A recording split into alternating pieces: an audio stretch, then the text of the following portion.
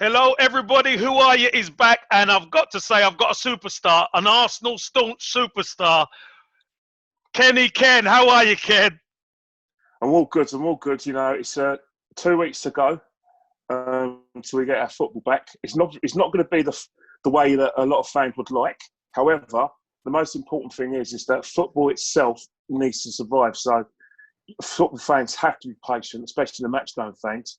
And they realise that it's that match-going fans are going to learn something, and they're not going to like what they're going to learn. They're going to learn that they're not the be-all and end-all of everything that they think they are. They only cater for probably 9% of all fans. That football can live without their custom. They might not like the loss of match day revenue, but if match day fans think that they pay players' wages, they're very much mistaken. They don't. Yeah. It's TV and overseas fans who pay their wages, and that's the way it should be. Yeah, the day you've got to diversify, move with the times, and we've moved from the times that when you played.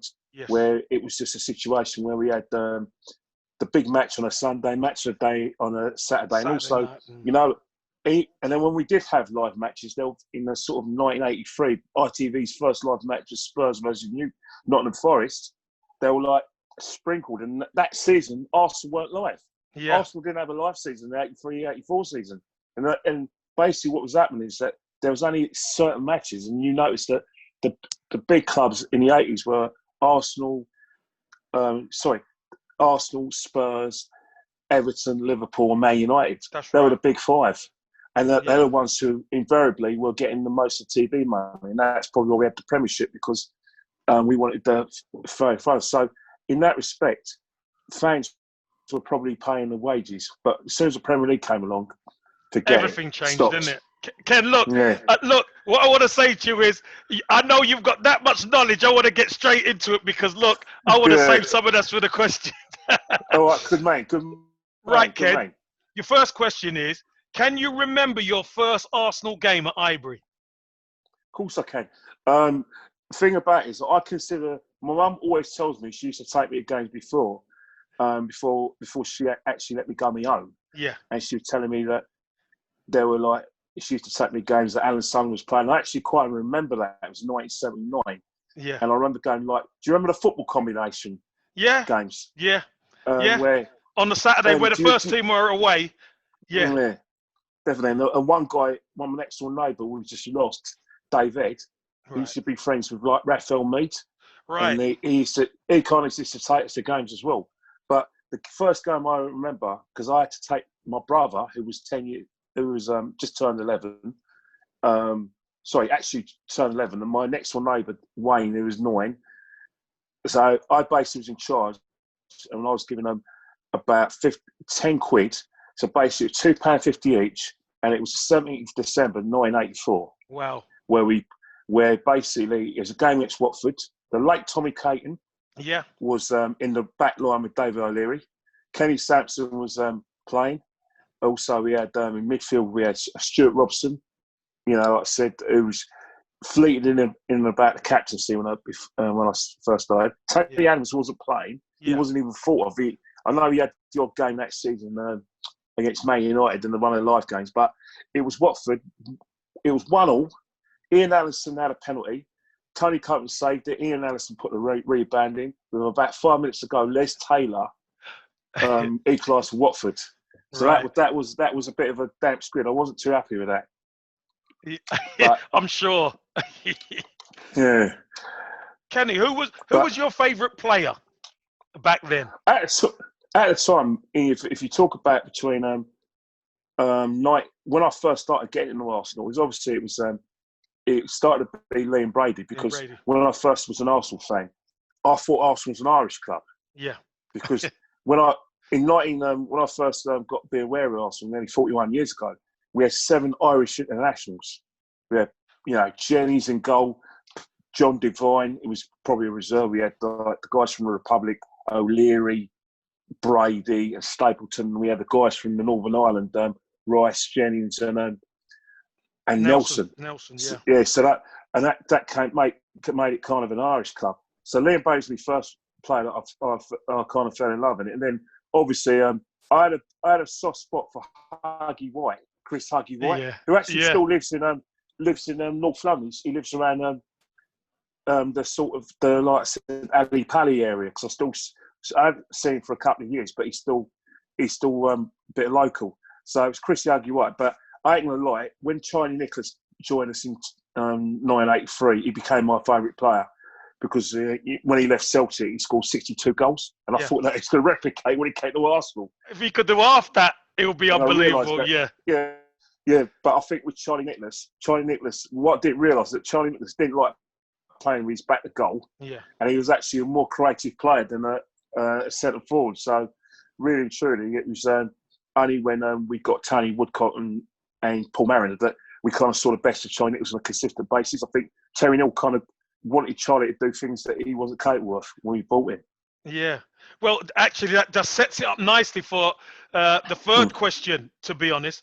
What's your thoughts on the Terry Neal / Don Howe era, early 80s? Because there were some tough times there, Kenny, weren't there? Well, it was definitely some tough times. I think what's happening is that you talk about the Terry Neal, Don Howe era, is that when Terry Neal actually became Arsenal manager in 76, remember, he inherited the team from Bertie Me.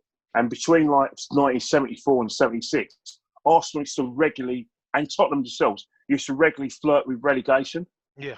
So if you think about when Terry got the job, and he brought Don Howe from West Bromwich Albion, who was basically our coach in 1971 as well, and an ex-player, we evolved from a team that was struggling to stay in the first division, from memory serves right, to a team that became a kind of like a difficult to beat, nothing spectacular. We didn't play great football because we didn't have the players. We just had Chippy Brady.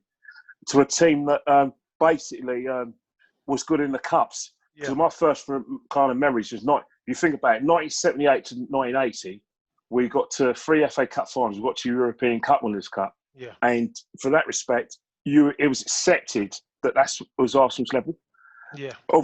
Obviously, we didn't really have much competition with Spurs because they were when I've kind of been aware, Spurs just got promoted from the second division when they got relegated, and that's how we got Pat Jennings. But in that respect, I always saw it as a kind of a cup side. The football wasn't great, but on the surface, I think Arsenal fans look at it and say, right, that's what Arsenal were. But it was a situation that what Don Howe and Terry Neal did is that they developed a good youth structure that at the time, when you're a kid, you don't really notice it. But if you went to the football combination games that I went to, you started seeing all these players coming through, like Martin Keown, the Oxford, guy from Oxford who's with Irish background. We saw, John O'Shea coming through. Raphael was sort of coming through as well. Also, we started to see, like early days of like Rocky coming through. So that side, I remember we won the Youth Cup in 1984. So what Don Howe and Terry Neal would do was trying to get a youth structure where we can get these players. In terms of Terry Neal, it was disappointing. I think after 1980, one of the things that killed Terry Neal was the fact that Spurs became strong. Yeah. And I think because we knew Liverpool weren't were always going to win something, and then Man United had the money, so they were a strong side as well. But it was seeing the fact that if you look at Spurs from 1981 to 84, they were a strong side and they were better than us. Yeah. Even though we beat them the odd game here and there, we did the double over them in 83, 84. They still managed to win the European, UEFA Cup. Yeah. Also, they had the midfield of, like Hoddle, Ardiles and Villa, and also they had Mickey Hazard as well. So that, in that respect, that's what hurt Arsenal players, because we were nowhere near winning anything. I mean, the best happened was an 83-2 semi-finals. We both lost it to Man United. So to Man U, it was a situation. It was a situation where there was a lot of impatience. We were, like 81 we came third. Then we came fifth in 1982. Then 83 was a disaster.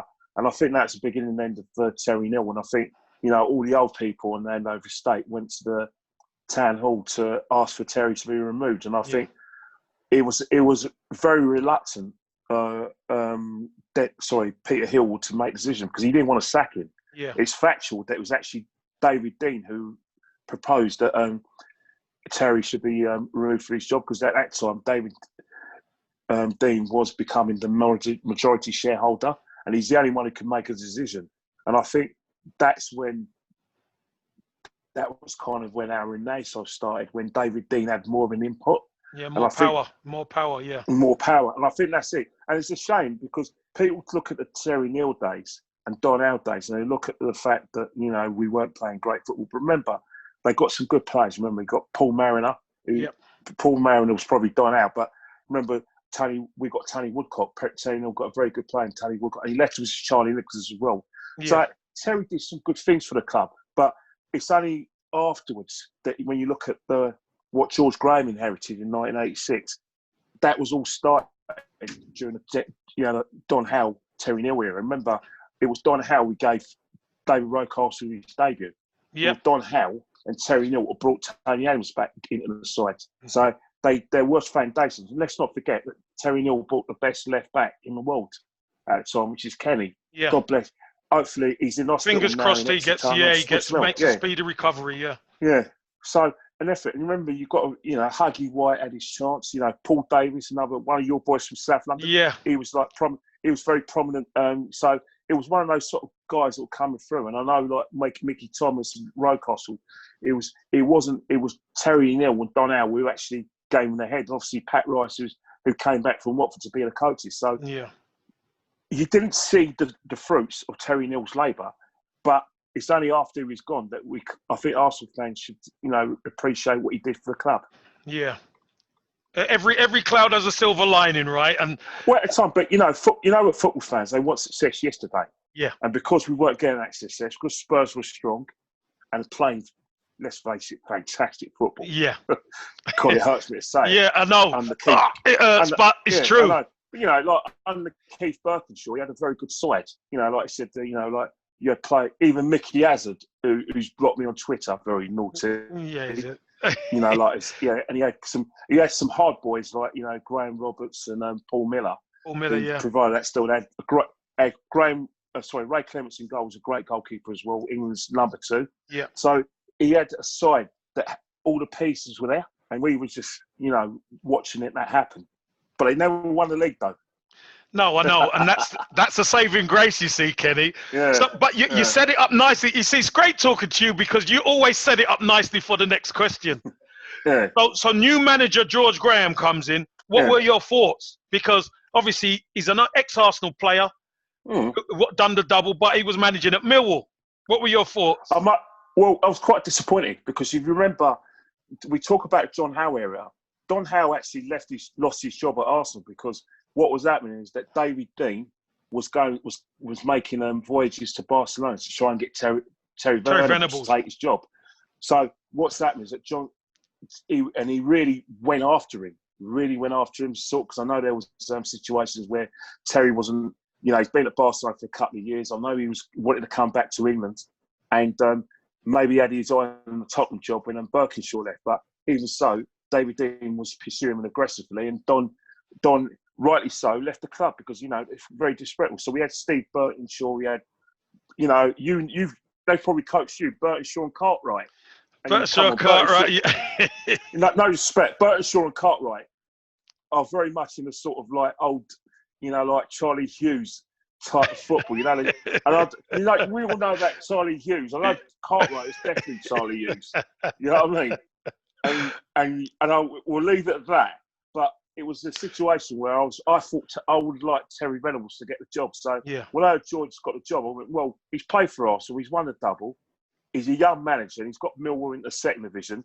At that time, managers, there was no like Carlos Kickerball, from abroad, or this guy with an exotic name. It was accepted that we had someone like Georgie. But I must admit, when I got round to the idea when he in his first sort of press conference, and I thought, you know what, I like him. And then when I first saw his team selection, I thought, I'll have some of this, because if you look at his first team selection, his first game against Man United, me and my brother in the North Bank, Charlie Nicholas got the goal that day. Yep. His team selection was Rocky on the left, Lockie on the right. Yep. You had Martin Ace on the left-hand side. You had Charlie Nicholas flitting about, and he had Noel Quinn up front. Yeah. Noel Quinn up front. And then in midfield, you had Paul Davies in the middle. And he had Steve Williams, another one, very niggly character, local boy. And I like the look of that side. I thought, you know what? This side is going to be very difficult to beat. But what really impressed me is that he looked at Tony Adams and said, right, you're my man. And he identified him. He put him against, David O'Leary. And I thought, you know what? This could be a good side. Yeah. And it was like, if you look at George Graham, do you remember that time when we went on 20 games unbeaten? Yeah. Because remember we beat Man United. We lost against them. I know we lost against Liverpool. And then after we lost against Liverpool, we just went on this mad run. Mad we run, beat Everton away. Yeah. I think Steve Williams scored from a corner against in that game. And I think what it was is that it was that voyage to Littlewoods Cup final. Yeah. Because by that time, Spurs had the players. Remember when they played five in midfield? Yeah. So for instance, they had a very good side where they basically like David Pleat saw how France played in the 1986 World Cup, and he basically said, right, Clive Allen up front. Yeah, he replicated, and I thought, you know what, this is going to be a nice little battle, because I remember going to a North London derby at our ground, which is a very boring 0-0 where Spurs put men behind the ball, but that respect, we knew Spurs were better, but George gave me that belief that we can overtake Tottenham, and I loved everything about the season. I was obviously annoyed when we lost against Man United that season, when Norm Whiteside wound up David Rocastle so badly that David Rocastle kicked him on the floor. Because I mean, it's many don't remember. Many won't remember that, Kenny. Many won't remember that. I don't know. Yeah, I think, and that's when we lost their thing, and then we kind of fell away in the league. So we lost a few games. When we lost to Liverpool, Ian Rush got a goal. And I remember when Wayne Clark scored that chip over John Lukic. So it was very much our salvage was the Littlewoods Cup. You can't talk about Littlewoods Cup without talking about those semi-finals. Oh, no, we're going to get to it. Kenny, you know what, Kenny? Yeah. That's why, again, I'm going to keep saying it. Yeah. It's lovely talking to you because you just set it up. You just set it up nicely. Yeah. But I'm going to get to a really important question for me anyway. Yeah. In your opinion, Kenny, do you think George Graham is still underappreciated by the Arsenal? Absolutely. The reason why he's underappreciated is because the simple reason is that we've got George to compare. We've got a manager to compare with George. For instance, we've got Arsene. Yeah. Where basically what's happening is that Arsene has played the attractive football, and especially from from when he actually started in '96 all the way up to all the way probably before Arsenal, he was playing very attractive and winning football. Yes. And he has some great players. And I think the reason why Shaw's gets underappreciated is another thing as well, is because a lot of Arsenal fans think that if you appreciate George, you're automatically having a go at Arsene Wenger, which is not the case. Yeah. Obviously, that's the thing. What Arsenal fans need to accept, there is room for both Arsene and George in terms of like recognition and statues as well. And another thing as well, a lot of people use the fact, well, George took a bung. Well, a lot of these people weren't around supporting Arsenal during that time. If they were around, they'll understand that was what happened in managers. Managers didn't get paid that well. You know that from the play. Yeah. George Graham, Sir Alex Ferguson always complained in 1996 about what Man United were playing him. He actually kind of refused to leave his team out for a cup final in '96 because of the money issue. That was always an issue for everyone. Remember, Bill Shankly left Liverpool because over a money issue regarding his pension. And he thought that Liverpool wanted to get rid of him. So money was always an issue. And what happened is that it's factual that clubs and players and agents were going to the manager and offering a manager a bung, which they're going to take. Every manager in the 1980s and 70s, going to 60s, took a bung. They did. Venables did. I should not really say, but Brian Clough was accused of doing it. It's factual that George did it, but he wasn't the only one, and that was a culture. So it was the unwritten rule, wasn't it, Kenny? It was the unwritten rule. Yeah, and also, obviously it's a Spurs thing as well. A lot of Arsenal fans who like to see with Arsenal as well seem to think that George left Arsenal to go to Tottenham. He didn't. He left to go to Leeds. George wanted to come back to London. And, he wanted to come out and he offered David Leary to come back with him. But David Leary said, no, I want to manage. He wants to manage. And his family are happy in North Yorkshire where they still live now. Yeah. So in that respect, I think what it is that a lot of people criticise George without knowing what George did for the club. But what they need to realise is that George left Marseille's foundations. Very good foundations, which we're probably going to discuss later. But Yeah, I'm sure we left are. them the back. Yeah. But let's say people talk about the back four. Well, how about back six? Because you haven't forgotten about the keeper. And how about the striker who couldn't stop scoring that he left in? So True. what people need to realise is that you can still love George and love Arsenal and vice versa. Yeah. Both are great men and both won stuff for the Arsenal. And I think Arsenal Football Club, now David Dean's no longer part of the club in any respect and has no influence. I don't see any reason why George Graham should not get a statue. I'm Give with Arsenal you. his first. Give Arsenal his statue first. Give the man the respect he deserves. And then give George one. If you want to give Arsenal a statue and name a stand off him, crack on with it. But give George some recognition. He deserves it. Don't wait till George, dies and then think, oh, George. Too late. He's alive now. Yeah. Let George Graham see how much He's heralded. Yeah. He's helped and how much he means to the football club.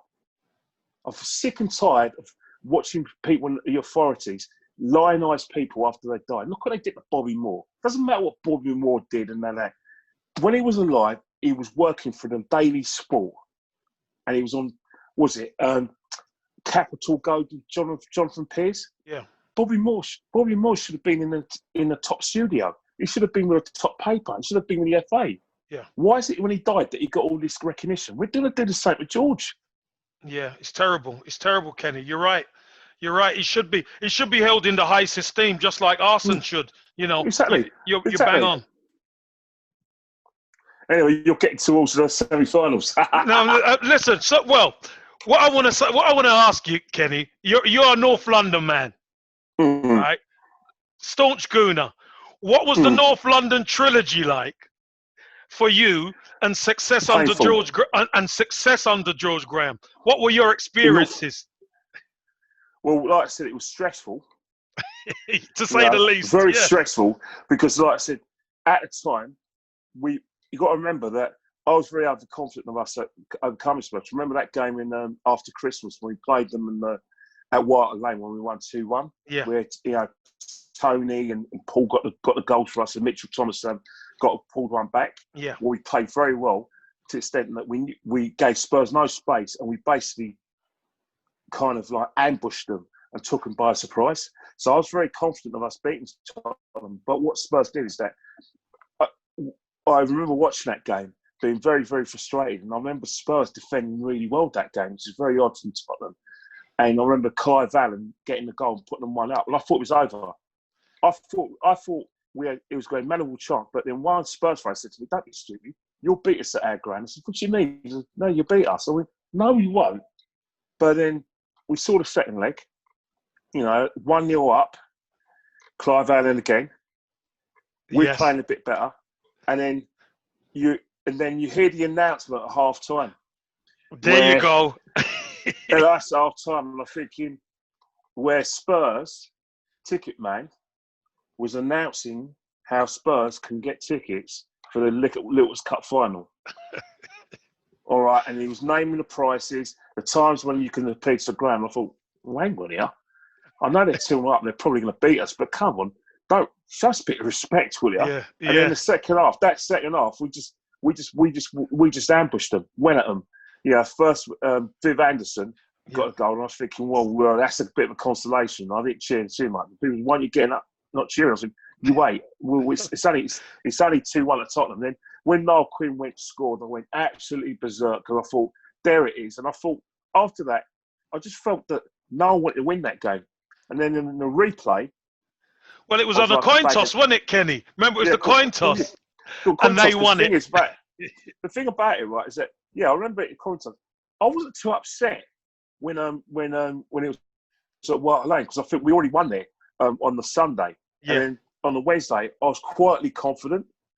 And then I looked at their team sheet. I went, "Oh, Jesus Christ! They've got Ardiles, Waddle, Hoddle, Steve Hodge, Paul Allen. You name it, they're in." And they got Clive up front. And I think, oh shit! And they got Richard Goff in defence alongside Gary Mabin. I thought, and Danny Thomas God bless his soul, before he got his injury, he was playing at right back. And left back they had Mitchell Thomas. Mitchell Thomas, yeah. I said, that's a strong side, man. Yeah, very strong. And they played great football. And then again, we managed to hold our own. And then Clive Allen scored again. And I thought, you know what? Yeah. It's only about 20 minutes to go. They've done it. There's no way we're going to get through. We've given everything we've got. And I thought, I was getting a bit upset. The reason I got upset is I thought, George Graham's, got us believing we can win trophies. He's got this lovely little side. And then those guys down in A17 going to spoil it all. And then before you know it, Ian Allison, who, Charlie gets injured. Charlie gets injured, doesn't he? I remember, that's right. I remember Charlie gets injured, and I thought, bloody hell, trust you to get injured when we need you. And then Ian Allison comes on as your subject, and I'm thinking, you know what? I didn't realise Ian Allison still had a player registration. He's only ever figured for us. And then Ian Allison comes in. I don't know how he scored it, right? But that's got to be, it was like the part of the ways. It's probably the worst defensive mistake by Richard Goff. Yeah. And Ray Kellums, where he basically tricked them, put it in the near post, have a bit of that. And I thought, you know what? Should we go to penalties in extra time? I thought, you know what? Let's just see what happened. Next minute, we're about, obviously, injury time. It's just football, isn't it? Ian Allison has a pot shot off target. It hits who is it? It hits Richard Goff. Mabbott in the knee. Richard Goff in the knee. Gets to Rocastle. If Rocastle hits it well, Ray Kemp saves that with his legs. True. He scuffs it on his wrong foot, and that to save his Kermit. The next minute, it was like pandemonium. And then we're thinking, hang on, we're in the final with Spurs fans. We're shocked. You can see like Chrissy Waddle head down, Glenn Hoddle trying to keep a straight face. Ozzy Ardilis doesn't know what day it is. Nico Clausen, who just came. Who was a decent player, yeah. He gave us problems, yeah. Cried, nearly in tears, and then I just went, just blow this whistle. And then it was like a situation where you think, you know what, we're in a final, and we've done it to them.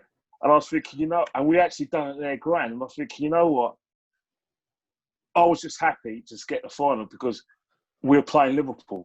And remember Liverpool, don't we? Yes, when dominant. They never lose.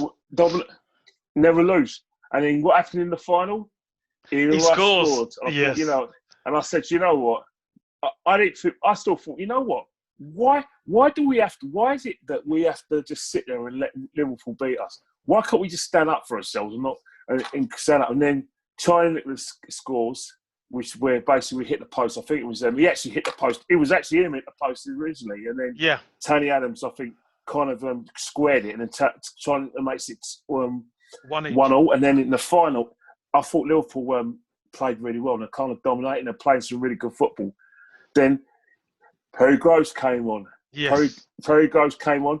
And I actually did some work with Perry Groves for Sports Tonight when we were covering the 2012 European Championships. And I always say to people in the staff and the people on scene, make sure you treat this man with a bit of respect. If he wants a cup of tea, don't get him a cup of tea. Get him use the best china. Yes. If he wants like a sandwich, don't get him. Make sure it's a club sandwich. Because this man over here is the man that started our trophy renaissance. And they said, what did he do? He said, well, he came on as a substitute, managed to skin Ronnie Whelan and Gary Gillespie, crossed it for Charlie Nicholas. Charlie Nicholas takes a shot, it deflects of Ronnie Whelan, goes past Grobler. We win our first trophy in 8 years. So this man's a hero. And he is his assist. So that from then on, us winning the Littles Cup made me think, you know what? I generally believe that with these set of players or this manager, we could challenge for the league. And so, we could be there. So, Kenny, we're going to get on to 89 then. Yeah. Where were you? I was at home. I'm sorry. I know Miss Amanda Lewis was at the game. She was at the game, yeah. I know Shell shock. I know Big Ken, my fellow Finchley Park boy, was at the game as well. Yeah. But it was actually during just before the half term, because I was at sixth form You know, I was going to secondary school in Archway, Yeah. St Aloysius College in Archway. Although they say Highgate Hill. By the way, did Danny Escalant go to your school, didn't he? Danny Azar. Escalant. Think so, yeah. Yeah, who was at Arsenal? He was at Arsenal in my year. Yeah. So good. he's a couple of years older. See, I remember him as well. Yeah. But it was one of those things where people always say St Aloysius is in Highgate. He's in Highgate Hill, and Highgate Hill's Archway. Yeah, that's right. If we could just go back a bit, I remember, you know, going quite regularly. I remember going to the North London Derby, getting crushed at White Lane. I remember the return game. But it was a game against Wimbledon where basically the whole of the sixth form went to the game. We thought, right, we're all going to go to the game because that's going to be our coronation. Right. Our coronation. That was a midweek game. Was that the midweek game? Midweek game, yeah. And it was against Wimbledon. Yeah. And I remember us being in North Bank, and I remember Nigel Winterburn with his right foot in a top corner, basically with an exorcist, past Hank Sagers in a top corner. I thought, right, this is it. Yeah. And then it didn't bother me that, you know, like Alan Court, you know, when he got the header, that he was going to sort of, that he equalised, because I thought we were going to win it as well. And then Merson scores, you know, like I said, he gets the ball on the turn, volleys it past Sagers, 2-1. And then out of nowhere, bloody nowhere. It's true. A guy who I've never heard of from Dublin, basically must have got the ball. It was a cross. It was one of the, I don't know who put the cross. I don't know whether it was like one of the players. I don't even forget. All I know is that John Fashioner was playing anyway in that game. Yeah. And all I saw was him get the ball, aim shot, and it must have bounced about 5 times. And then when it got to John Lukic, and I think because it bounced about 5 times, I'm exaggerating anyway, John Lukic kind of bounced over Lukic's hand and went in, and I thought, that's it. We're not winning title. We fluffed and I remember the players coming over to us, and they, you know, like doing their lap of honour. And I was thinking, it's so anticlimactic, because when I did the lap of honour, everyone left. It was just really me and my friends from Aloysius and a few other people, blah, blah. And we're saying, you know what? Arsenal are not meant to win the league because that's Liverpool's property. Yeah. You know, they've had the situation with Hillsborough, and they've also had the situation with, in terms of, like, they made that wicked comeback. So you look at the situations that we should have won the league at a canter that season. Oh, big time. Because, you know, like, before that, you know, Liverpool had a few, like, difficulties as well, because remember they had some really bad injuries. Ian Rush was injured a bit. You know, Rushy just came back from, like, Italy. I think they were 10 points behind, weren't they? They were 10 points behind or 10 something. 10 points behind. And obviously we had a few, like, hiccups. You know, Charlton where we drew, and we had a bit of a hiccup against Nottingham Forest as well. They always tried when they played us, by the way. Always. I don't know why. Always against the Arsenal. Always. Yeah. Always. Especially at Highbury. They loved it. They always tried when they played us anyway. And it was a game against Derby as well. Dean Saunders and Peter Shilton had a game of his life. And then it was the Wimbledon game. So in between then, you're thinking, well, what happened? But if you look at Liverpool, they lost against Man United 3-1. Johnny Barnes got one of the goals. And from then on, they went unbeaten. And they won on this really run. And so what was happening in the situation is that even though we scored more goals than Liverpool, it was like, oh no, they're coming back. And their best player actually was Stevie Nicol. Yeah. Because he was there for very much there. He actually won the Player of the Year that year. But going into Anfield, I just thought, you know what? I didn't think we'll win, but I didn't think we'll lose. I thought we'll be difficult to beat. Yeah. I thought we might have maybe got a point. If we won, it would probably be back 2-1 or 1-0, because we're more than capable of doing that. But I did remember watching the first half, and I'm thinking, well, it's a bit cagey. And I thought, you know what? We've got a bit of a chance here, because I thought one of the things that surprised me, and I didn't understand why Liverpool had a 3-point lead, didn't try to blow us out of the water. I don't understand why. But they had Rushy playing, they had Johnny Barnes, they had Aldridge was playing as well. They had McMahon. Don't forget Aldridge was on the bench, and Rushy got injured, if you remember. Rushy got injured. So yes, obviously you in the dugout. So anyway. Well, I was sat with the Arsenal fans behind the goal. I didn't realise it. Yeah. Well, I remember Rushy, because I remember Rushy having that shot from about 30 yards, which went straight into Lukic. Yeah, because I know, like, And I do remember that, like I said, Ray Houghton playing as well. And I thought, you know what? With players like that, because remember the season before that, they played the best football Yeah. I've seen in a while.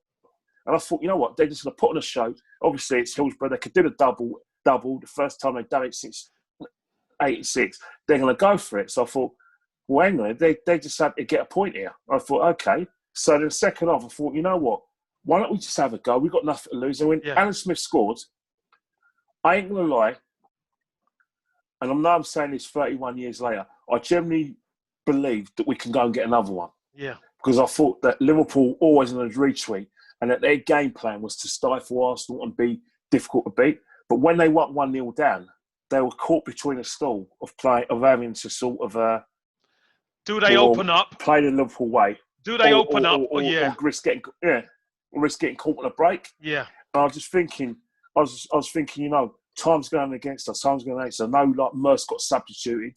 Remember that 31 years ago. And obviously that was confirmed when I watched it again. I remember Perry Groves coming on. I thought, well, Perry's got a bit of pace. I remember Martin Hayes coming on. I said, bloody hell, where's Martin? Because I know Martin got a goal against Middlesbrough, which a lot of Arsenal fans want us to say we won the league.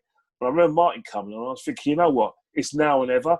But all I was thinking, well, we've got these attacking players. We're not getting service to them. Yeah. It was a situation where Liverpool in midfield were getting more of the ball and they'll pass it around. So we found it very difficult to get the ball off them. Yeah. And then when we did have a chance, Michael Thomas, I think he kind of panicked because he saw a crowd of people around him and they thought, you know what, he didn't believe he could score. Yeah. A lot of players like say, well, we thought that was a chance. But if you look at, you're a striker, you know that Michael's body shape was all wrong. You know what I mean? It didn't do it with conviction. Yeah. Because, and the thing about his body shape as well, if he did get his body shape, he tried to get on his right foot, he would have got tackled. If he tried to get on his left foot, it would have been out of range. Yeah. So the only thing available to him was just a toe poke. But because he was in the wrong sort of position, his body was in the wrong position, it was always going to be like go straight at Grobbelaar. And I knew that as soon as he went through, Grobbelaar was going to, there was too many players around him. But I just thought, you know, it was the 93rd minute. I thought, you know, it's over, but, you know, we've won. And then Johnny Barnes did what Johnny Barnes, I wanted Johnny Barnes to do. I wanted Johnny Barnes to go and try and score because that's what Johnny Barnes was. Yes. And then before you know it, Johnny Barnes gets tackled by Kevin Richardson, and then the rest is history. But I'm saying it now, when Michael Thomas went through, I thought, please, Michael, you're going to score. Your body shape's all right this time. Please just do it. And I just obviously remember, you know, the late Brian Moore's commentary. Obviously, you had to see it and believe it because incredible, isn't obviously, it? when Michael Thomas is going through, all I remember is the ball hitting the back of the net, going absolutely berserk, absolutely mad. You know, breaking things on Andover Estate. Yeah, that's where we lived in Andover Estate. People, my mum had a TV in her room, going screaming her head off. I had people from like the old country come up and said, "What's going on?" I said, "What do you mean, what's going on? Can't you see we won? We're 2-0 up." I said, "Oh, you're Arsenal." I said, "Yeah, I'm Arsenal." Of course. I just remember thinking, right, please, just blow the whistle. And when they blow the whistle, something extraordinary happens. I didn't know what to do. I screamed and shouted, and I thought, right, let me go to my friends who lived in 6 acres. Yeah. So I we ran over to his house, and we started jumping up and down. He went, "Ken, this is unbelievable. We got to go down the Highbury." And as we were walking down Highbury, I realised I left my front door open. Oh, you're joking. I left my front door open. So I had to run back, lock my front door because I know Arsenal won a title, but no one leaves their front door open in inner city London, do they? No. But you were shell-shocked. You were shell-shocked, Ken. I was just shocked. I thought, right, this didn't happen. This is like a figment of imagination, and we didn't believe what happened. Even though we saw it with our own eyes, even though we saw Tony Adams get the trophy, we thought, right, we want proof. All you had to do is walk down Frederick Park, and all you could hear was people jumping. The horns were going off from Seven Sisters Road. We thought, right, let's go down to St Thomas's Road. Everyone would have hung. The lights were on. People were screaming and shouting. And then when you went to Highbury, pandemonium. It was absolute pandemonium. It's like you kind of got. You actually were scared for your life because they talk about mass gatherings being dangerous. But I'll tell you one thing, that was a mass gathering. They must have had people coming all the way from Holloway Roads, people from Highbury Hill, people from Finchley Park. The whole of Finchley Park was there. In fact, the whole of Islington, south and north was there, and maybe a few people from Hackney came over as well. It was absolutely packed, and it was like people were just you got wet because people were just buzzing up there. Yeah. Buzzing. I mean, obviously, you had to see it, believe it, but it was just unbelievable. And then the parade 2 days later, it's like you had to be at the parade, not because it was asked wanted, because you wanted proof. Yes. At that time, you picked up you went on the news and they said you won a title. And then the next day, you picked the papers up, we won a title. And I think, look, I want to see the players. I just want to see the players. Yeah. So you go there and you're thinking, we've definitely done it. And you see, my abiding memory was Ken Richardson and Perry Groves singing the U2B Gooner song. And I thought, yes, we've done it. And even George smiled that day. He did. So, You couldn't get the smile off his face, Ken. Yeah, definitely. And he his speech, I don't remember it because it was one of those things where he did try to show a bit of humour. And I thought George just managed to see right. Yeah. Leave the humour to the others. But, look, I do remember Tony Adams though, and this is quite poignant. I remember his shirt. I remember his shirt being all over down to his chest. I thought, Jesus, Tony, it's a bit too early for that. But obviously, we didn't know at the time what he was going. But it was one of the best times of my life because it made me believe. It made me believe because it was like the groundwork that George did in 86. When he came to that side, he got the fruits of Don Howe and Terry Neal's foundations, i.e. those young players. And those young players became the mainstay of that team. People like Rocky, Tony Adams, of course. And you had, Paul Davis as being part of that as well. Yeah. And, and then you think about that's when that back four started. He played a back five that day because O'Leary was a sweeper. That's right. But those were the foundations. It was the foundations he was left by Don, but it was something he built, that back four he built. And then Alan Smith as well. People don't give Alan Smith enough credit. I think he was unbelievable. Because I think with Alan Smith as well, because of Ian Wright's success, because Ian Wright was such a phenomenal goal scorer, we tend to forget that Alan Smith won the Golden Boot in 89 and 91. Yeah. And what a great player he was. But obviously he had the injuries. And Ian Wright's obviously Ian Wright affects a lot of players' careers. And I suppose he affected yours as well, Kevin, because of the expectations. Because I know in the football combination, you was breaking goal scorer records. And your expectation, I suppose, was for you to be the main man after Smudger. Maybe you can correct me on that. Well, here's the great thing about what happened, you see, Kenny. So, obviously, the season after 89, I start coming through a little bit, and the team, Liverpool win the title. Yeah. And then, obviously, 91, we lose one game that season. We should have been invincible that season. Yeah, that's it. Chelsea, you lost against Chelsea. Yeah. Chelsea 2-1, yeah. Yeah, we should have been invincible that season. We conceded 18 goals and scored a whole load of goals. Won it outright. And then 91, 92, I got injured in pre-season, and that's when they bought Righty. Well, that's the thing. Because the thing is, in 1991, you were still... It was me and Smudger. Very much, but you were very much seen as a successor. But even when Righty did come inside... I remember in 91, 92, you were still very prominent part of the side. Remember, Will giving some teams some hammerings, which you were part of, obviously. Yeah, but you know what, Kenny? When George Graham bought Righty, he said to me, he said, you and Righty are too similar. Yeah. Because I was the runner with Smudger. Yeah. And obviously Ian Wright will be the runner. So he said, you're too similar. And he said, you're the young one. So what you're going to have to do, he said, you're going to have to learn your trade. Yeah. There was no knocking on his door about being dropped or anything. I went to the training ground and I started working because I had to be a bit more like Alan Smith then. Yeah. You know what I mean? And it kind of worked. We got put together later on in that season. Do you remember that video, 92 for 92?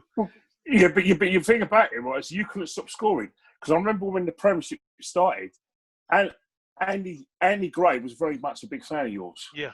You know, so obviously, if you don't know it, I've got tapes to prove it. He loved the way you played. He actually, when the Premiership started in 93, he made us the favourites, on not because of Ian Wright, because of you. Right. He said that you were going. He said that the way, because that impression you left in 92, when we were beating Sheffield Wednesday 7-1, we were murdered West Ham, murdered Liverpool, we murdered Southampton, murdering teams. You were very much in the goals as well. Yeah. And because Andy Gray was a very physical striker to the extent that you. That's right. He was. And when he was at Everton, there was Graham Sharp, who was probably a bit like Wrighty, and then there was Andy Gray, who was a bit like yourself. Yeah. So he kind of saw a lot of himself in you. And I thought, in 92, 93, it just didn't happen. I think what happened is that Blackburn's money came along, and Man United just got it right with the two wingers. They started playing Man United football. Yeah. Which is because like Man United played an inspirational game where they got players like Chelsea's Giggs and Lee Sharp. So basically, Man United are always strong when they have wingers, and that when Man United, the current Man United side, start playing the inspirational style, they'll start dominating again. But until then, it's Man City's and Liverpool's. Yeah. Do you know what, Kenny?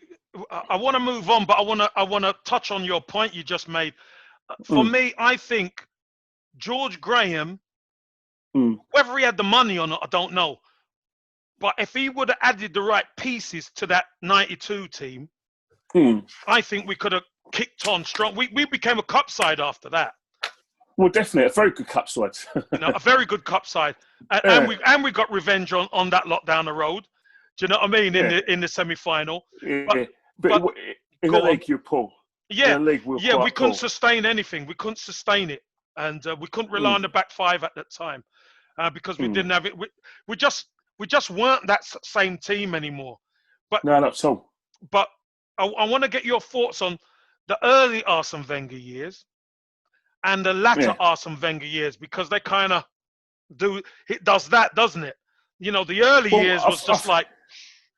Yeah, I think the thing about Arsene Wenger as a manager, you've got to realise that Arsene Wenger is very much a throwback to the managers that they had at Liverpool, like Johnny Barnes and Graham Souness. Always talk about the situations that when you went to Liverpool in the 80s and 70s, their motto is, we didn't buy you to teach you how to play football. You know how to play football. So when there's any situations on the field, you work out yourself. We know what's going on. But hang on here. I'm Roy Evans. I'm Ronnie Moran. I'm Bob Paisley. I'm not as good as Johnny Barnes. I'm not as good as Terry McDermott. I'm not as good as Kenny Dalglish. I'm not as good as Graham Souness or Phil Neal. Yeah. You guys are the best players in the league. You work out yourself. And Arsene's very much that kind of manager where he believes that a player should work out themselves. Like, remember, Arsene's always best quote ever, and it's legendary actually. You can always tell a person's personality on the football field. So if you look at, the reason why I'm making that point is because when Arsene came to the team, he had some fantastic ideas from Europe. Yeah. He had the French market to himself. Yeah. So what's happening is that he brought these ideas with him. Obviously, Glenn Hoddle can vouch for that as well. Yeah. Like he brought the warm downs. Like he brought down the creatine, stretching the creatine. Didn't let them have sauce on their, didn't let them have butter on their toast and tomato ketchup. And I know Gary Lewin. I heard that Gary Lewin used to give you guys a little bit of a Mars bar for a match to give you a little bit of that glucose to run. Is that true? Listen, I don't. It never gave me because I don't eat chocolate. I don't eat chocolate, but Gary was always good for that. Yeah. So Gary Lewin was doing that. Arsene Wenger stuck to that. But what Arsene did is that Arsene realised, listened to Pat Rice. He said, look, don't touch that back four. Yeah. But what Arsene did is he inherited some leaders. Yeah. He leaders. For instance, that he had the back four and or back five because you could have you had the back five, because remember you had Keon was there and Bold was still there. Yeah. Winners. He didn't need to tell them what to do. Yeah. They kind of told him what was required. You had David Seaman, the best goalie in Europe. Yeah. You had Ian Wright still there. You had Dennis Bergkamp was still there. Yeah. Who was there at the club. And remember you had David Platt for his experience, although Ray Parlour. David Platt comes. Ray Parlour as well. Yeah, all these guys, yeah. So what Arsene did is that he brought in Patrick Vieira from AC Milan. Wasn't game. Remember, Remy Gard was his first signing. Yeah. Also, he brought Gilles Gramondi as well. So what he did is that he kind of brought a bit of velvet to the Iron Fist. Yes. But what he did is that he got into people said he got Nigel Winterburn in the back four thinking, you know what, you guys can play to your 38 because I know you guys can defend. But what I want you to do is there's a lot of things you guys are capable of doing. Like he got Tony Adams thinking that he was Facchetti, getting him to come up all the time, and he was doing it. Okay, I know Tony used to do it a lot over George Graham. That was only for set pieces. Yeah, but Tony, and then he had Bold thinking he was bloody he was Pirlo. Yeah. Well, Pirlo. Well, that goal against Everton was summed it up, didn't it? Yeah, definitely. And then so basically, Nigel Winterburn used to love his sessions. He got Nigel to be thinking of extending his career a bit, and he's the same with Lee as well. Yeah. So in that respect, Arsene was fantastic with players. Plus he had Vieira as well signing him. So even in that first season, in that 96, 97, I knew something was coming. Yeah. I could feel it. We finished third, should have finished second, but it was goal difference. We had some really good results. Ian Wright was playing out of his skin. And I could just see something coming. I was very, very excited. And let's got to face it, I fell in love with the bloke. Yeah. I actually loved him. Yeah. The reason why I loved him is because Arsene was the football he was playing, the fact that he extended the careers of my heroes in the back. But one of the things as well is that I like the fact that we were hated. I loved him for that. Because I mean, if you remember Arsene, during Arsene's first half of Arsene's reign, we had the most sending offs. Remember, that's the 40th player that was sent off since Arsene Wenger was there. Yes, that's the 45th player sent off, and 50th player. And Patrick Vieira and Tony Adams and Martin Keown were probably the main culprits. So I loved Arsene for that. But one of the things is that he quietly ended the career of Ian Wright. He did it without any fanfare. Yeah. He brought in Anelka, and then he brought Mark Overmars as well. And I think what's happened as well is that, and I say it with great respect to Ian, because I think he's a fantastic player. But the way we were playing pre-Arsene Wenger, where we catered towards Ian's strengths, was never going to win us the league. Yeah. The teams that were winning the league were total footballers, where they had excellent midfielders. Midfielders could score. Who could score from midfield. Yeah. And most importantly, he had creativity on the wings. When Ian Wright was there under George Graham and for that bit of time under Bridgewell, even with Dennis in the team, I didn't see us win the league with Ian Wright. Not because it's Ian Wright. It's the way we played to cater for Ian. Yeah. And I think what Arsene, by bringing over Martin, by bringing in Anelka, and even bringing in Christopher Ray and Bowen Morte as well, it was going in a different direction. Yeah. Obviously, his masterpiece was getting Petit as well. And I think if you look at Arsenal from 1996 up until 2005, I think the best description was what the late Gareth Speed used to say. His words were, when he played Arsenal, they're all 6'3" can run 11 seconds. Yeah. You look at, I'll give you an example of the game. You remember those games against Leeds United in 2001, 2002, where there was 9 black players. Yeah. And we went to End Road and we murdered them. Yeah. We murdered them. It was like, it was the fact that it wasn't just power and pace. It was good football as well. Yeah, technical was everything. Technical as well. And I remember Terry Sheringham thinking, oh my God, I've never seen football like my life like that. And he actually remarked about the African players. It's basically to say, us white players, they got a chance with these guys. Because not only are they not only are they skillful and technical, they're big and strong and fast. Yeah. We ain't got a chance with them. And Arsenal kind of epitomised that. And that was kind of how we played. And that's how we dominated. If you look at the team that won the 2001, 2002 sides, that is Arsenal's best side. That is better than the Invincibles. A lot of people say that. A lot of people say that, Ken. Arsene Wenger's side in 2001, 2002 is the best side I've ever seen. Yeah. It's the best Arsenal side I've seen. It's superior to your team. The second best side is your team in 91. 91, that is second to that side. Because you guys were similar in terms of like the way you played, in terms of like you had leaders. It was like a situation. It was like under 91 side and under 2001 side. It was like Sam Allardyce says this beautifully. He says, when I 2001 side, it was like they said, "How do you want it?" And what he meant by that was like, if you want to play football, we'll play football. We'll beat you in that. You want to fight? Yeah, let's have it then. Yeah. Just you want it? You want it with Vieira? You want it with Petit? You want it with Tony Adams? You want it with you want it with Gilberto Silva? You want it with Laurent? Yeah, you want it with those guys? Yeah, you go and touch Freddie Ljungberg or touch Dennis Bergkamp. Yeah. Oh, by the way, don't try Dennis Bergkamp because he might be blonde and he might have like blue eyes. He might have that little milky bars thing. Kid smile. Yeah. Well, but he's an old bastard as well. Yeah. And it was like, how do you want it? You know what I mean? And I think that's how. And when you look at it, right, I love the fact we're hated. Man United was scared of us. Yeah. All right. Even though they won the league 3 times in a row between 99 to 2001.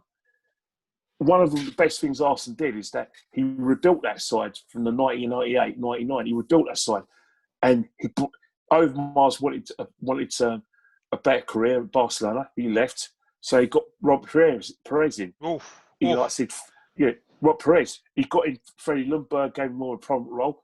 Petit thought Barcelona was a better team. Right, he bought players. He tried Van Bronckhorst, didn't work out. Got other players in. Sol Campbell, like I said, was available. Everyone thought he was going to Man United, and if he didn't go to Man United, we thought he was going to go internationally. Arsenal then went and got the best defender in the country. Yeah, said right. Tony Adams just can't play every game. Martin Keown needs a bit of help. Here you go, and that's what we liked about Arsenal. One of the things we liked about Arsenal as well, off the field as well, was that he was always picking these little gems for a little bit of money and then selling them on for big money. Yeah. Nicholas Anelka, nice little gem, Petit. And he had the French market to himself. Yeah. And the reason why I get angry when people talk about the Invincibles is 3 reasons, really. First reason I get angry with them is because they use it as a stick to beat up to beat previous Arsenal teams up. 2, they think that enabled Arsenal to keep the job forever. Yeah. All right. Yeah. But the third thing that really upsets me is that they don't accept that the Invincibles was the beginning and the end.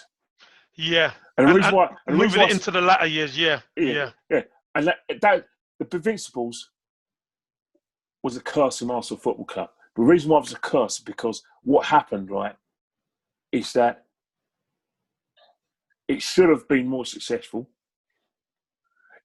It should have won the Champions League. Should have won the League Cup and the FA Cup. We got to the semi-finals of both the League Cup and the FA Cup. If Arsenal Wenger took both games seriously against Middlesbrough and Man United, we win them. We're in the final. We win the final. We're playing in the final of the League Cup. We'd have beaten Bolton.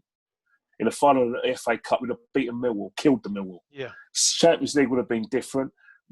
Even though we beat Chelsea, remember that Porto side under Mourinho was probably one of the best Champions League sides I've seen. They had everything. They had defence, attack, and they had a top midfield. I don't think we would have beaten Porto in that game. So a lot of people who are angry with Arsenal think that we were going to win the Champions League need to go and have a look at Porto's performances that season, and they'll probably realise that we were had our work out, but we still could have got to the final and given them a game. Wouldn't have beaten them. I would have fancied Arsenal.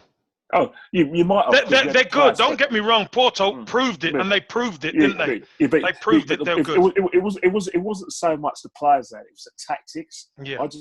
saw the way Porto took care of Monaco in the final, and I saw the way they took care of La Coruña in the semi-final. I thought, you know what, we're going to find it. We would have found it very difficult to beat, and I think that's when Mourinho tried to impress me.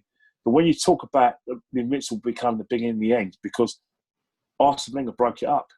He broke it up because it was like the Invincible was his. It was like his last chapter of Volume 1, and Volume 2 is Barcelona. The reason why Arsene Wenger had problems towards the second half of his reign is Barcelona. Nothing to do with anything else. Nothing to do with moving to the Emirates. That's a myth. Nothing to do with players leaving. It was Barcelona. Simple as that. Very well intentioned Barcelona, because you had a player like Cesc Fabregas, who was proved to be one of the great midfielders of the modern times of the Premiership and internationally as well, because look what he's won with Spain. Yeah. Arsene Wenger, well intentionally, wanted to build a side around Cesc Fabregas. So obviously he wanted small, gifted, technical players. So we've seen players like Little Mozart, Kleb, Nasris, Arshavin, all these like little players. Denilson coming through as well. All these like technical, lifty players, well intentioned, but you know, watching football, that Barcelona is Barcelona because of what they do off the ball, because they kill teams.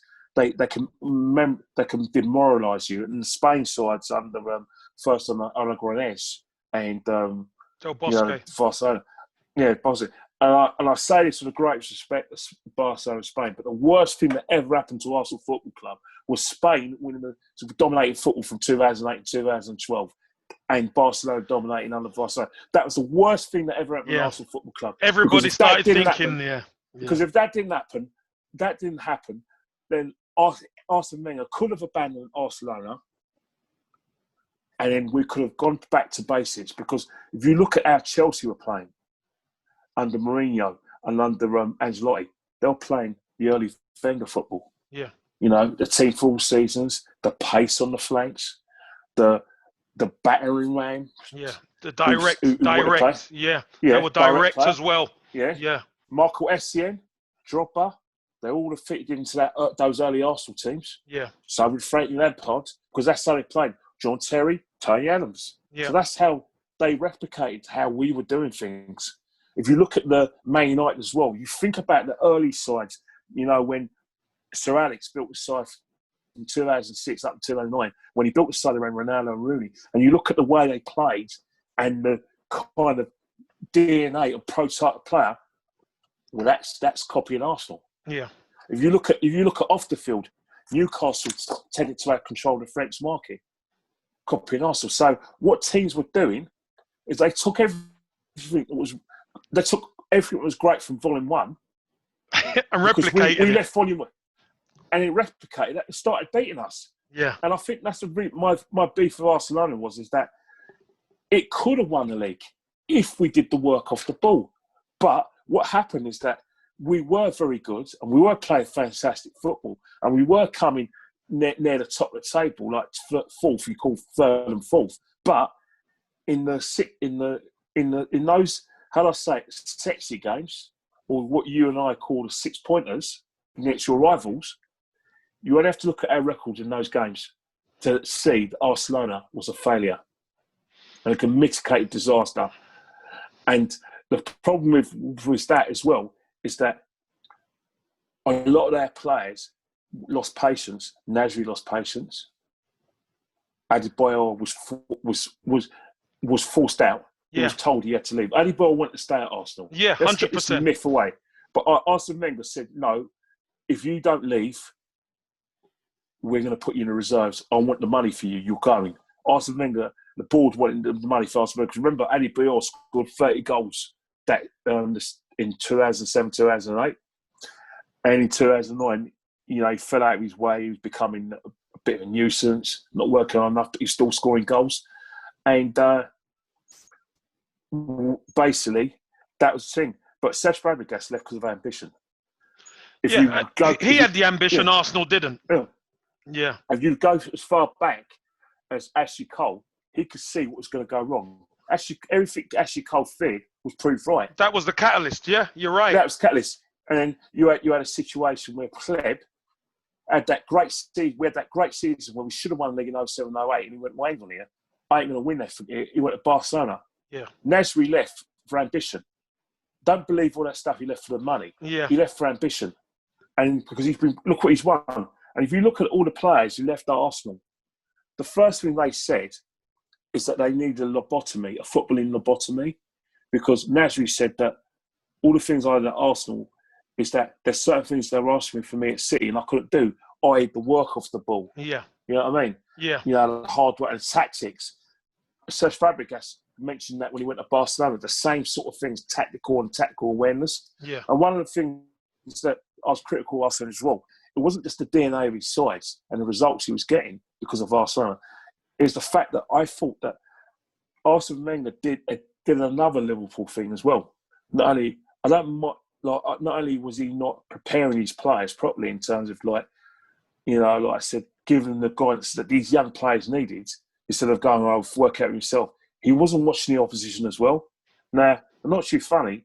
Bob Paisley, Joe Fagan, Ronnie Moran, Kenny Dalglish in his latter days, all right? They didn't worry about the opposition, all right? They were the best. People had to stop Liverpool from playing. Stop us. Not Liverpool stop them. Yeah. So they had that mantra. I generally believe that Arsene had that sort of thing as well. We didn't watch the opposition. But remember, Serge Fabregas was very critical of that, where he said, well, hang on here. Why aren't we watching the opposition and blah, blah, blah? Why isn't that happening? Now, that's not me making it up. That is yours making it up. There's you're bang loads on. of people who felt that as well. And I think that's where Arsene felt. And then what will happen is that when you do lose players after Barcelona, you lose a situation where, again, when you buy off-the-cuff players like Mesut Ozil and Alexis Sanchez, right? When it's good, it's very, very good. When it's bad, it's diabolical. Now, people say, how can you say that? Mesut Ozil's got the greatest assist. Alexis Sanchez this and that. Yeah, but if you have two off-the-cuff players like that, right, then you don't have an identifiable way of playing. And I think that's what happened, is that when he bought Ozil the first time, he didn't know what to do with Ozil. He's bought Sanchez, didn't know what to do with him. So what happens, you have a situation where everything's ragged tactically. There's no plan, is there? There's no plan. There's no plan. Yeah. No, I agree with that. I agree with that. If you look at it, in 2000, all right, we were a good cup side. We won the league cups, but cups in 14 to 17. But if you look at it, when we should have won the league in 2015, 2016, it was ragged. We were ragged tactically. Yeah. And then the horses ran wild in the 16, 17 season, 18, and when Wenger was finally removed from his job. But if you look at us tactically, we're a mess. Yeah. The football was incomprehensible. Yeah. I mean, it used to change. It used to change from week to week, Ken, didn't it? Yeah. 1 minute Arsenal look good, and then they'll look awful. Yeah, and that's the thing. Towards the end, Arsenal, I wanted him to be replaced in 2009 because I generally didn't believe that Barcelona was going to win us the Champions League or win us the league. I felt that our rivals were going to be too strong for us, and I wanted a different approach. And I don't think that Arsenal had given that approach, because even though Spain were winning everything with sight, I felt that Arsenal didn't have the mentality to replicate Spain and Barcelona, so I wanted him replaced then. But towards the end, it got to a situation that even his greatest admirers thought it was time for him to go. It was a mess. Yeah, it got to be a mess. And I think that's the thing about Arsene Wenger, is that Arsene Wenger had an opportunity to be mentioned in the same breath as Bob Paisley, Bill Shankly, and people like Sir Alex, and even like the leader of Catenaccio, Helenio Herrera, who, the Argentine, French Argentine, who managed International in the 60s. Arsene Wenger should be in that bracket, but because he took a path which was well intentioned, and because when that path was working, he bought a couple of players where he didn't know what to do with them. That is it hasn't tarnished his legacy, but if you ask me who was a better coach, I'd say George all day long. Yeah. But I wouldn't have said that, maybe not 11 years ago, because Arsene Wenger was still a manager that I worship. And I still got a lot of respect for Arsene. But one thing is that I would prefer if Arsene wasn't given a chairman's job at the football club. Yeah. Because for one situation as well is that you don't want divisions at the club.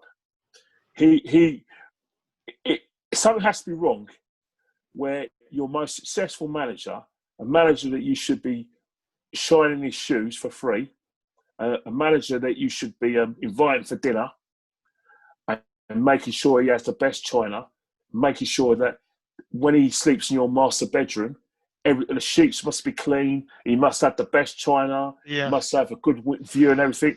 The fluffiest dressing gown, you know. Exactly. Yeah. Yeah. That this guy has become. How did it happen? How did someone who's been the most successful manager ever had, a dignified man, become such a divisive figure at a football club? How did it happen? How did it happen? Well, do you know what, Ken? We're gonna hold that for your part too, because we could be on this all day. Yeah. We could be on Arsene Wenger. But I got 3 more questions for you actually. Yeah. Are you optimistic about Mikel Arteta and his new regime? So that's the best question you ever asked. And it's better questions than you asked. The simple reason is that there was some very bad behaviour on social media where instantly you had to accept Mikel Arteta what he was doing. It's the extent that you had to get behind Arteta whether you had misgivings or not. Now, for me, he hasn't got the experience to be Arsenal manager. I know people would say, well, neither did George, and I do get that. But Mikel Arteta's got the biggest job in his life in football, and it's going to be a baptism of fire because he hasn't got the players to play the way he wants to play. He hasn't got the finances because we're trapped by like FFP. Yep. We are, and so what's happened is that Mikel Arteta's got to make some very, very difficult decisions, and he has to look at his youth more and make some great divisions. If I was Mikel Arteta, I'll carry on to the rest of the season, give the naughty boys sweets and even the good boys sweets. But remember one thing, next season, utilise your youth players. Utilise your youth players because young players are more likely to obey you and are more likely to follow your path. Have a clear and identifiable way of playing. You know what I mean? Because all these people saying we got our Arsenal backs, it's a myth. You know, it's like when a manager first comes to the job. He doesn't want to. There's a bounce, yeah. There's a bounce. Another thing as well, he wants to make himself difficult to beat. He doesn't want to seem to be making mistakes, so he goes safe. It's only natural that he's going to want Mesut to get Mesut on side because Mesut is our most famous player, and he wants to do something different than what Unai Emery does. But he has to cut the cord with Mesut Ozil because I think what's happened is that he can't fit Mesut Ozil into a hold that doesn't fit him. It's no good system. Yeah, because Mesut Ozil plays his best football in a front three, but as long as Mesut Ozil's in the side, then you're not going to see the best of Nicola Pepe. Sorry to say that. Yeah. So that's another thing Mikel needs to look at. He needs to get a midfielder who is a total footballer. People talk about Partey. I'd rather we got Ndidi, personally, because Ndidi has played in their league, all right? And I think what Mikel needs to do is look at the gems in the Premiership. You don't have to always go and look abroad for these players. When you've got players, Norwich, Max Aarons is going to get relegated this season. Good player. Yeah. With all due respect to Hector, he's thinking about his future. He might want to go to PSG. He wants to play for Spain in the European Champions. He wants to be a regular for Spain. His performance at Arsenal and with an average side, which we are, he may want to go. So with Max Aarons would be a good look there. You have to look at that. Kieran Tierney, utilise Kieran Tierney as well, because Kieran Tierney's going to be a great left back. Yeah, I think so too. Keep him fit. Remember, and keep him fit because he's going to be a player when I build a side around. Utilise you utilise like Saka. There's a guy in the reserve in the young under 23s called Balogun. Yeah. We've got 5 substitutes now. Introduce him into these games behind closed doors, no crowd pressure or not. Give Balogun some games this season. How many games we've got? 9 games. 9. Give him some yeah. games. Get him a feel for the first team, because next season we're going to need him. With or without Aubameyang, we're going to need Balogun. Kenny, So, that ties it in nicely with the next one. So, do you think we can be a challenger in the next 3 to 5 years? Because that's where we're going. If you're saying Arteta has to start looking at the youth, we've got to give them time, haven't we? Oh yeah, definitely. But it's going to be frustrating for Arsenal fans because they've seen a lot of transitions now. Even the transitions after Arsene, and then Unai Emery was given a transition. He wasn't allowed to think because I think the back who killed it, Unai, killed him to the extent that it was one of those things where it wasn't just like like I said, quick death. It was a slow, lingering death. Yeah. So I think in terms of us challenging, what we need to do is we need to do what Liverpool are doing. We look at Klopp; he's taking him that amount of time. So for us to challenge, we need a player who's a focal part of the team, who's going to be there from the start, which is now, to the finish. Like for instance, you look at Liverpool under Klopp. Jordan Henderson is that mainstay. He's there from the beginning, and he's now there at the finish, at the sort of promised land. Yeah. So what you need to do is that they've built a side around Jordan Henderson. You know, Mane, Salah, Alisson, Van Dijk. You know, they've got other players Robinson, like Trent Arnold coming in. Robinson, trying to yeah. So what we Wijnaldum need Wijnaldum is another one. Wijnaldum. So basically, what Mikel needs to do, he needs to identify someone who can build a side around. And I'm not talking about ability, but someone who basically is a leader of men, who's going to be able to. He's going to be his manager on the field, like Jordan Henderson's from Arsenal. And I think Mikel needs to identify that. If it's Granit Xhaka, not a problem with that. People would divide about Granit Xhaka, but let's not forget that Granit was voted for by his peers, not by Unai Emery, to be the captain. So he has to have some sort of respect in the dressing room. So if that is Granit, then fine, not a problem. Because at the end of the day, Jordan Henderson at Liverpool divides opinion, doesn't he? He does. So if it's Granit, but Kenny, I think Jordan Henderson gives a lot more than what Granit Xhaka gives. I think but you've got to remember about Granit is that he's what he's in the tin. You can't go and buy a tin of like hot dogs and then expect a bit of, you know, get them out of brine and then expect like, you know, fancy onions to come out of it. Or expect a beef burger. You buy hot dogs and expect a beef burger after. Great. If you look at Granit Xhaka, he looks good in Switzerland because that's what he's there for. He's there to get the ball and spray it around and be an accurate pass of the ball to his. We're asking him to be like a holding midfielder, which he's not. We're asking him to utilise the attack with a bit of pace. He hasn't got. He's got. So if you look at what he's doing, he's actually doing what we pay him to play. If you look at his performances since his meltdown against Palace, he's kept things ticking over. So, but if you want someone nothing, then Mikel needs to have an identified way of playing football. If Mikel has an identified way of playing football, and he feels that he can get more out of a player, then fine, let him do that. But he has to accept what Granit is, what he is Granit. So if you want a situation where you think, all right, Granit can't do this and that, well, get players around him can do it then. Yeah. Get your Ndidis, all right? Because I think Torreira is not good enough. A lot of people rate Torreira, but you know, the day we all have just because you have a good song doesn't mean you're a good player. True. The fact of the matter is that there's about 4 or 5 players in his position or better than Torreira, and we'll be more banished for Arsenal. I want you know what I want from your midfield. You want your midfield to go from A to B and A to B and A to B, back and forward, being able to sort of like you help the defence and utilise the attack. I want a total midfielder. Lucas is not that man. Yeah, I'm sorry, but he's not that man.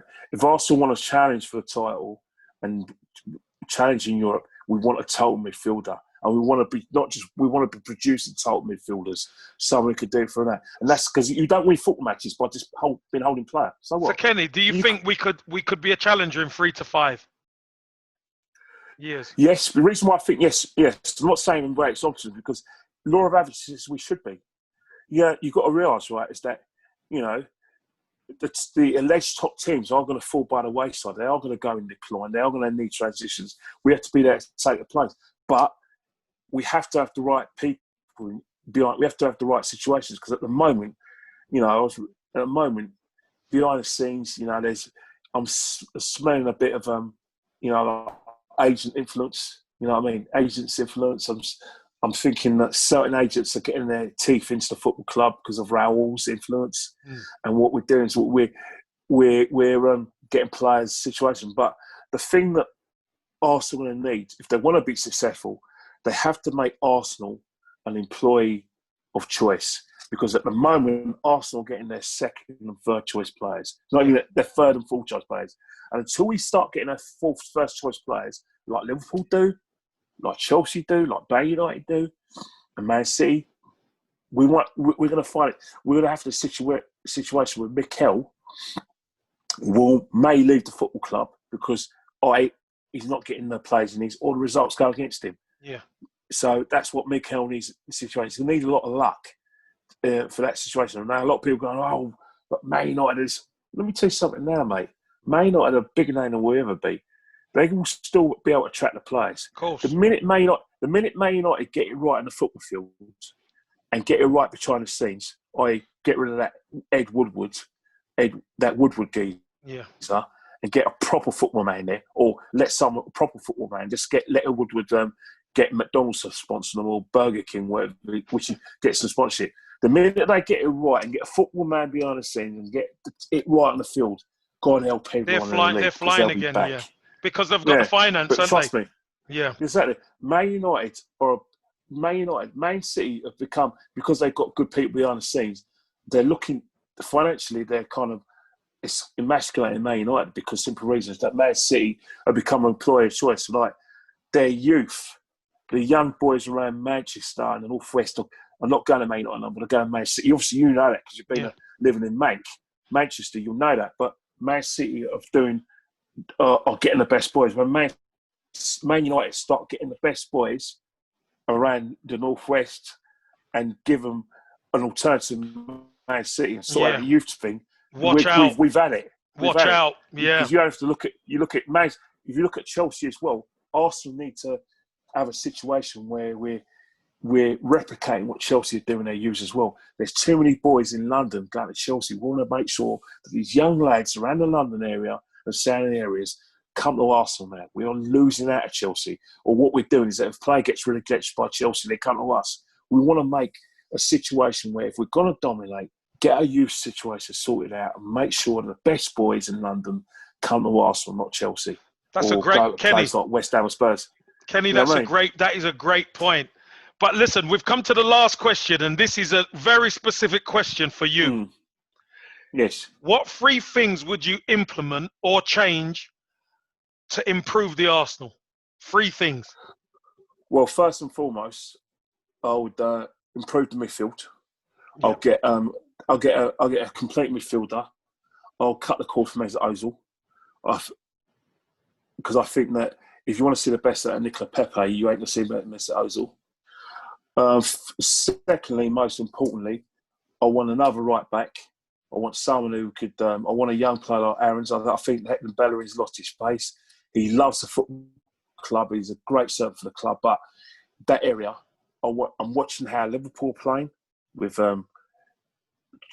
Trent Arnold, Arnold and Robertson. I think that someone like Aarons and Tierney could give us that sort of situation, because if you look at football now, the left back, with the exclusion of wingers, the left back and the right back is your most important players. Yeah. I also want a situation that if Aubameyang, whatever happens, regardless of Aubameyang's day, I would like us to probably bring Balogun through. But most importantly, long term, I want us to get another goalkeeper. I'm not convinced by Leno. Leno's Leno's a great shot stopper, but you've worked with David Seaman. You've seen when you were top class, youngster. Yeah, when you were a youngster, you've seen John Lukic, who was a great goalkeeper, and you also was there for the end of Pat Jennings' career. Leno is not in that class. Leno is a good shot stopper, but if you look at the situation, right, the reason why he's in the game a lot is because his positioning is very poor. Yeah. In terms of like his command at the back is very, very poor. His kicking's poor, and his general command of his area is very average. Now, a lot of Arsenal fans see the Hollywood saves, like the acrobatics and tips over and death-defying saves. But the best goalkeepers didn't have to do death-defying saves in every game because their positioning was fantastic. They had command and respect to the back four, and their general presence they didn't need to do that. So they made easy. Because their position is so strong, they cover their angles. Make life easy. You look at Alisson, great goalkeeper. He doesn't have to do the acrobatics in Nureyev, does he? He doesn't have to be a Rudolph. No. Does he? Does Ederson have to be a Rudolph? No. And I think that's what we're going to need. Kenny, the question that could be asked about them is, look at the back fours they've got in front of them. Yeah, but if you look at the back fours they have in front of them. Liverpool, you can say Liverpool's back four, but Man City's back four. You take out who's that? The French guy who's the Spanish Laporte. Laporte, yeah, Emerick Laporte. They're still going to struggle, but you've got to realise the one thing about it is that people back fours are overrated in modern football. The reason why I say they're overrated is because Arsenal can have Van Dijk, right? And they can have Alisson in goal. But if we don't give them protection, true, right, they're not going to. They'll get exposed. Yeah. Vincent Kompany looked fantastic because of the work they did off the ball. Chelsea, Petr Cech looked $1 million at Chelsea because he's a great goalkeeper, but he had protection. Come on, Petr Cech must have been. Hello? Yeah, I'm here, mate. Horrified. Yeah. Petr Cech must have been horrified when he came to the club. Ain't got it. I'm going to have much more action to do. Yeah. I don't care what anyone says. When you're constantly under pressure as a defender and a goalkeeper, you'll make mistakes.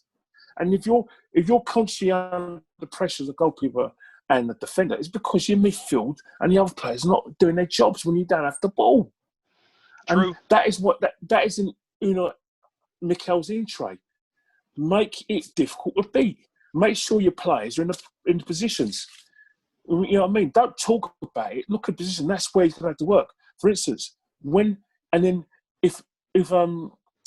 Mikel wants us to attack from the back, we'll make sure that the players are in the right position to receive the ball.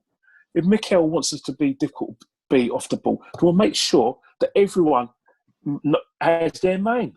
It's not rocket science. Yeah. Aren't you sick of watching Arsenal concede PlayStation goals? Because I've had enough of it. Yeah. Are you sick of it? Big time, Kenny. Big time. That's the thing about Arsenal. You've seen how it's done right.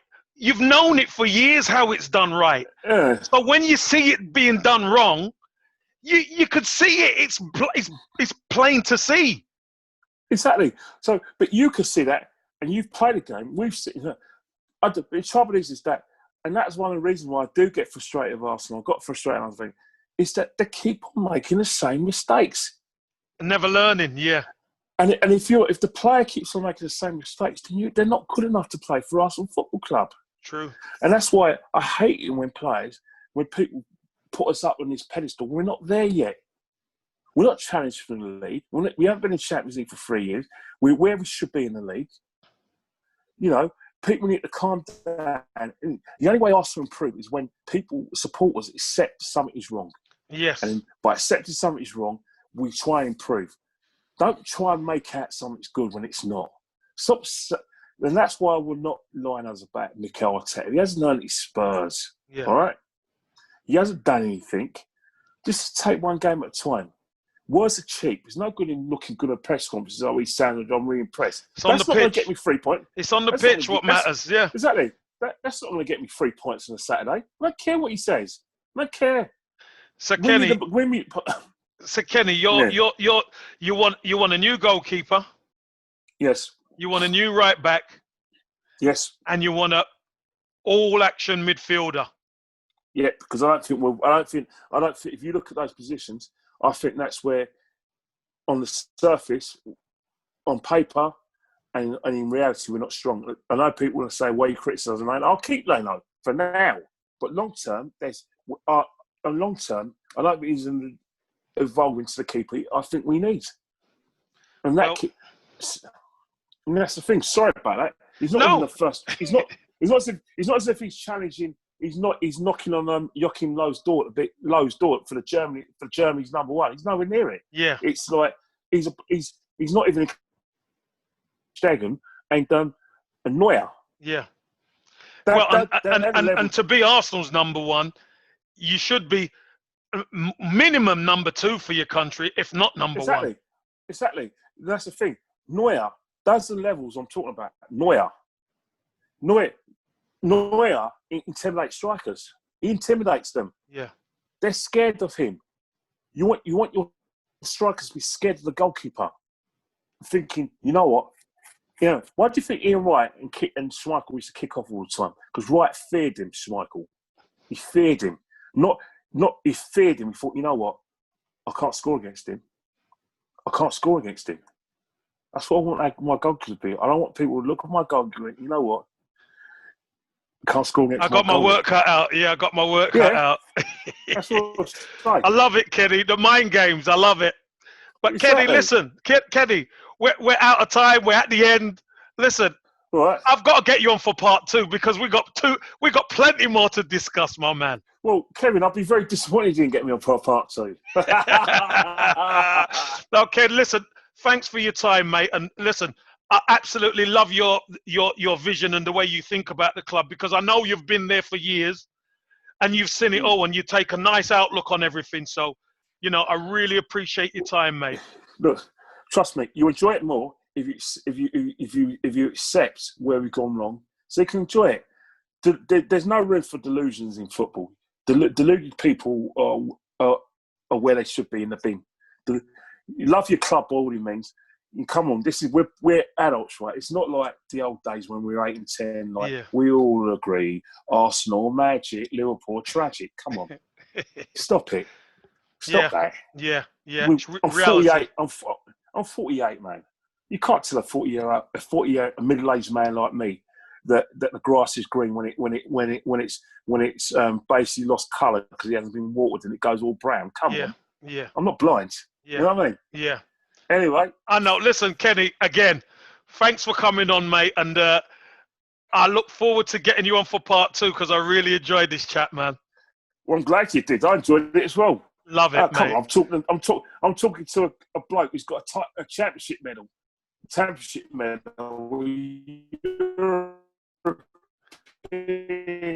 European Cup winners medal. Under 21s, played about 700 games, managed to make himself a hero at 2 clubs. I mean, they love you at Everton just as much as they love you at Arsenal. How do you manage that? It's quite unique, you know. I know, mate. Of course I'm up for it. I know. Hey, and don't forget The Great Escape, because that's my favourite. That's the best at West Brom. Well, I forgot. Oh, yeah, they love you there as well. That's The Great Escape. Oh, man. What a day that was, Kenny. But look, we could discuss all this. Kenny, thanks for your time, brother. No problem. And, I'll speak to you again soon, bud. Take care, Ken. Definitely. All right. Don't forget mate. to put it on Twitter. Bye, mate. I'll let you know. I'll let you know when. Right. Bye. All right. See you later. Bye.